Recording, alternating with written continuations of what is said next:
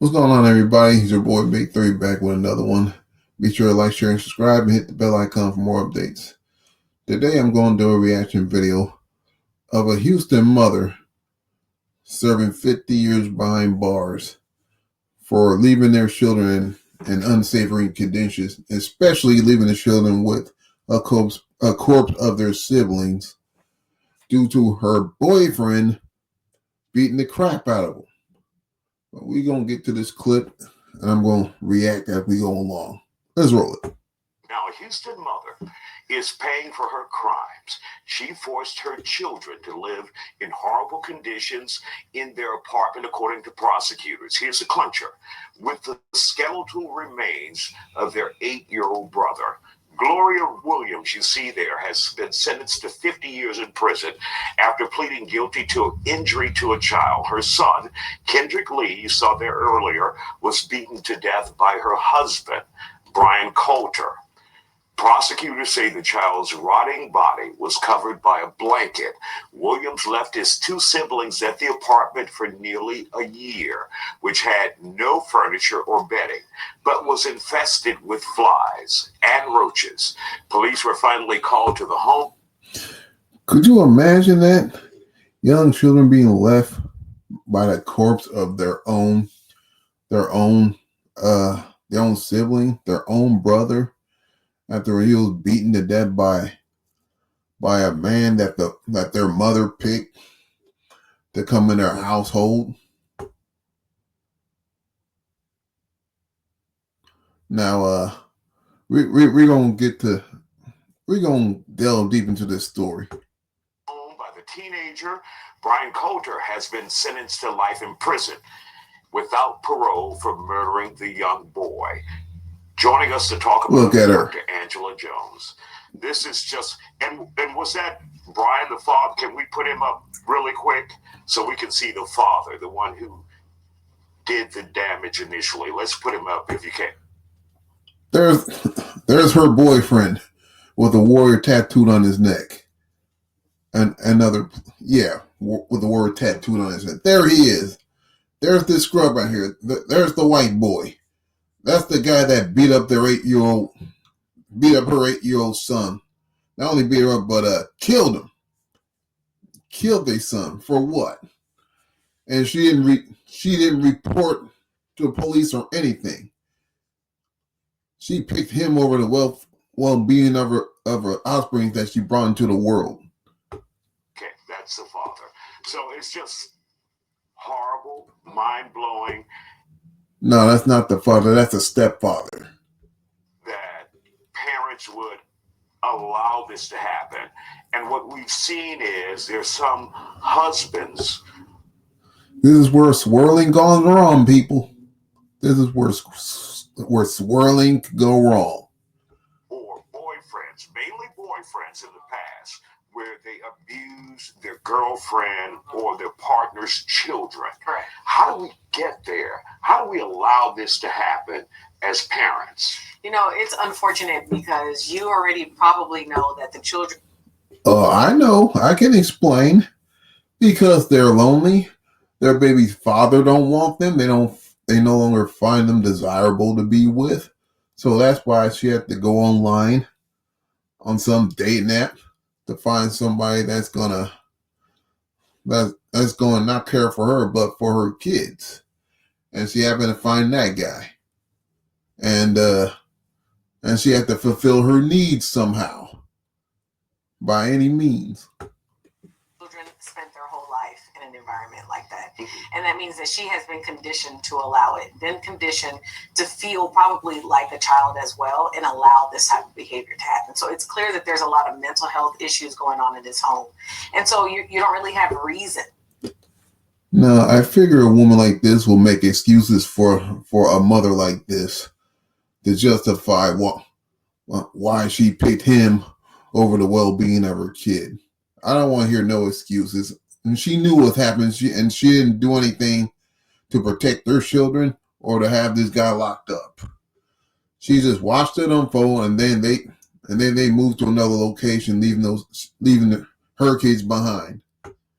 It's kind of hard to think like, why would somebody do this? Because you're not dealing with someone who's reasonable in their right mind. You're dealing with someone who is clearly insane, to allow a body to rot. And not only that, to subject your other children to the rotting smell, the sight of their blood.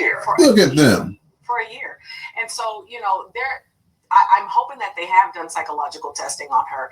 I hope they've done psychological testing on him. But clearly there was a lot of hate, a lot of self-hate, and not a lot of love in that house. So those children are going to need a lot of care. Was she, and this is no excuse, was she likely a victim as well when we talk about physical abuse?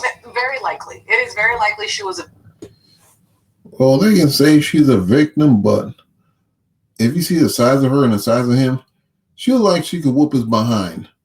Good too. She look like she'll have the upper hand. Victim as well. I don't really know all the details of the story, but I would guess yes.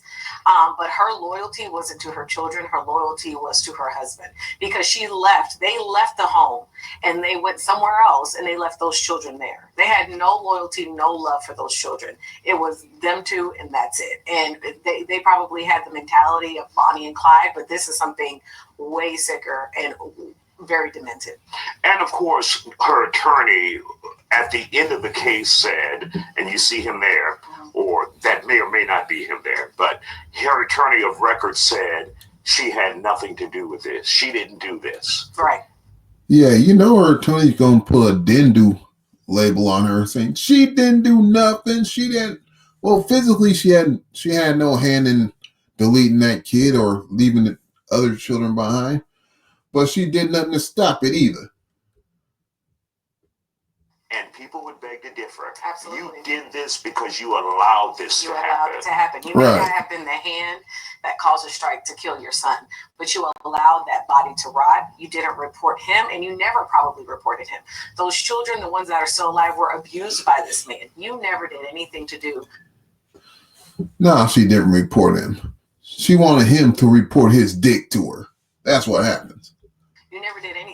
So, yeah, you probably didn't have a hand in it, but you put those children in harm's way intentionally and for your own gain, whatever that gain is. So she is absolutely guilty. She is absolutely to blame as well.